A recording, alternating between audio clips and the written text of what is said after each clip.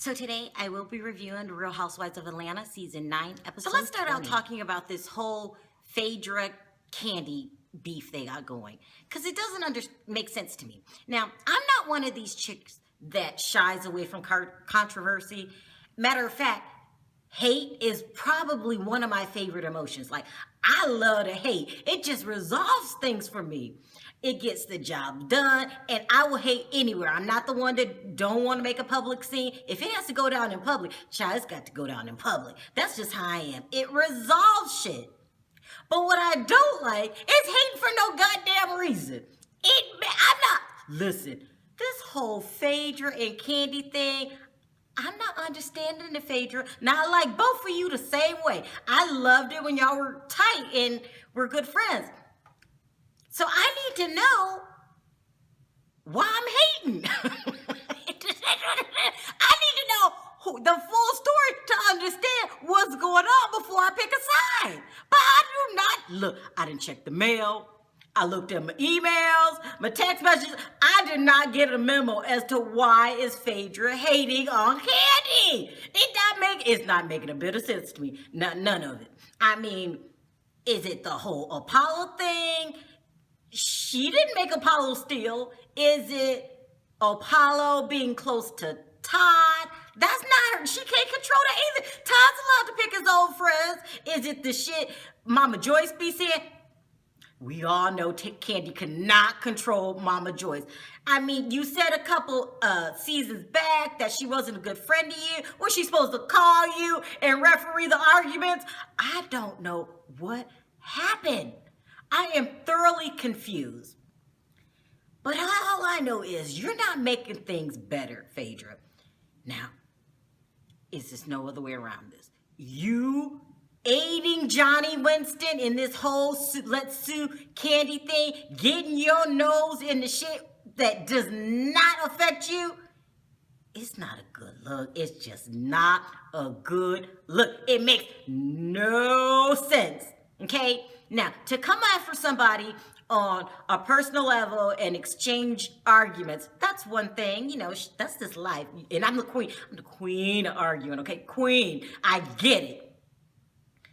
But to interfere into somebody's business and then a lawsuit at that, child, what the hell you think? What the heck? Phaedra, I'm going to have to put our love affair on hold. I'm going to put it on hold for a minute because this is not looking good. I'm not understanding you. Is there something else that's going to come out? It's looking extremely, and I hate to quote Kenya because she's just not my cup of tea. But it's looking shady, Phaedra. I mean, it just doesn't make any sense. To get in someone's business like that, as far as the lawsuit, will already make me hate you, okay? So I'm not understanding it. The Apollo thing, it's not like Candy invited Apollo's pen pal. That's what we gonna call it, Apollo's thought. She did not invite the thought to the OGL soft opening. So I don't understand this. She apologized to you. That's what you're supposed to do. She said, I didn't know. I'm confused. So as far as the whole hating Candy thing,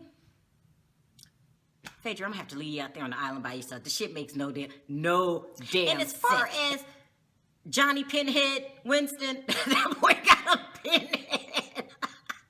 Look, suing motherfuckers is not a good look. Look, if I needed to hire you for some kind of assistance and I know you are lawsuit happy, child, I'm not.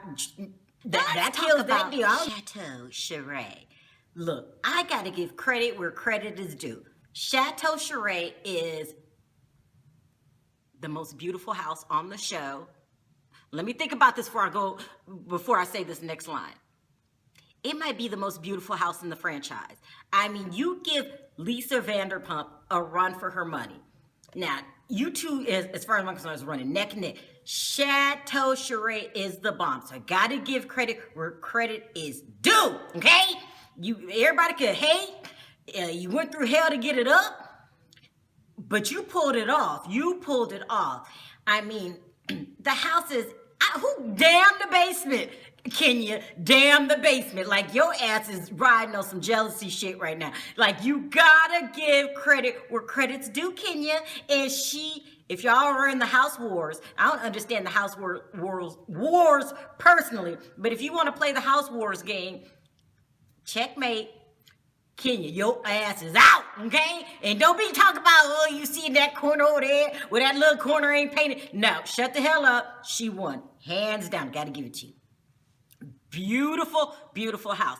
And I guess you wanted, I bet you was dragged through the mud. Let's just talk facts here. Like, Chateau Sheree was the butt of many, many jokes. And that's got to hurt. Ouch. Because I don't like being the butt of no jokes. Like, please. So you did your thing. This was a revenge party. It wasn't a housewarming. This was a revenge party to all motherfuckers that said I couldn't do it. Okay? I get it. But I'm human. Okay? I'm human just like everybody else. And I tell you, okay, I'm a flawed motherfucker. I'm mixed up in the head. So I'm not perfect. I'm like Portia. I got a lot of flaws. So every time you raise the issue that you did it by yourself, I ain't have no man to help me. I have not nobody. I did it on my own, dragged through the sand. All that's true. I'm sure it is. But for me, when you remind me how hard it was to get this and how you did it on your own and how proud you are of yourself, my mind just shifts to the dark side. I don't know what's wrong. I need counseling. It just shifts to the dark side. I don't know why. And I always thinking, well, hell, where did you get all this money? You talk about I did it about someone. Like, I don't know of any other businesses that you had. I mean, is the money legal? How are you getting this money where you have the best house in the franchise? I just shift to the dark side. Like, where are you getting the money for this?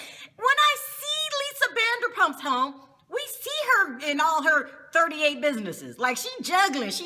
When you see Candy's house, Edge, what's the guy named? She study writing hit music. I just can't help to think, where the hell all this money coming from? Okay, I put it out there. I ain't gonna make you answer the question. It's just where my mind go. Remember, I'm a part shit starter. So, it's nice. But I would quit telling everybody how you did it on your own. It just brings up the whole financial issue. I'm just saying, I might be a little bitchy my damn self. Just saying. She brought the players out for the revenge party, okay? So she had everybody at the, all the housewives was there. Quad from Married to Medicine was there. Like, I'd be checking it out. Like, everybody was there. But then she brought the head bitch in charge, Kim Zolciak. Now, I call Kim Zolciak the head bitch in charge because her and Nene and Sheree, they started the franchise, okay? They were the OGs, which means they've been doing this shit for years. So they know how to get in, start some trouble, and back on out. Because that's how a reality show is. It's like, you gotta stir it up. I'm thinking being a reality star might be hard. Because you gotta start shit, back up out of the shit, without being detected. That's their job, without being blamed for starting the shit. So Kim came in like a pro she is. She came in, hi, everybody. She got the business. Because you could tell they paid her to come. Because she came in, started some shit, backed on out. Like, she wasn't there to visit and really happy to see how good Sheree. She was paid. So she came in. I think she was there maybe a minute and a half where she got down to business. But she started shit with the right person. That damn Kenya. Ooh. And I mean, her skills have risen over the years.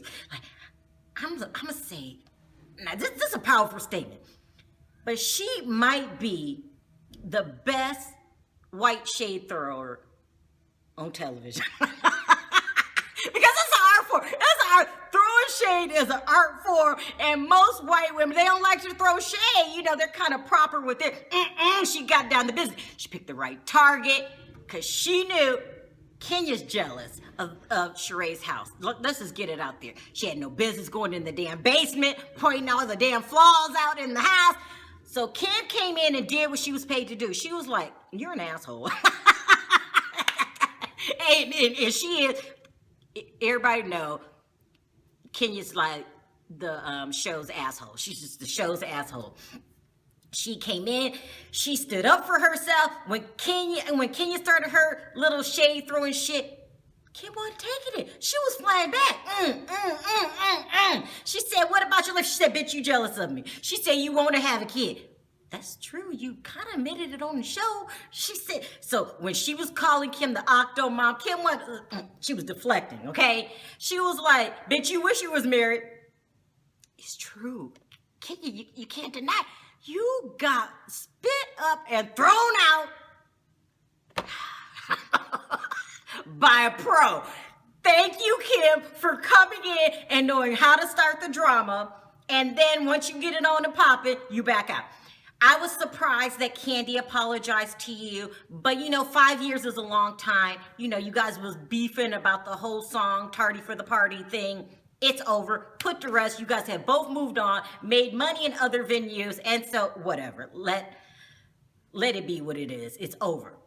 So that was really refreshing. To see Kim Zolciak come in, start little shit. I was expecting to see my girl Nene, because Nene's a professional shit starter too, but she wasn't there, so I missed that. But we had a lot of the originals there, and good job, Kim Zolciak.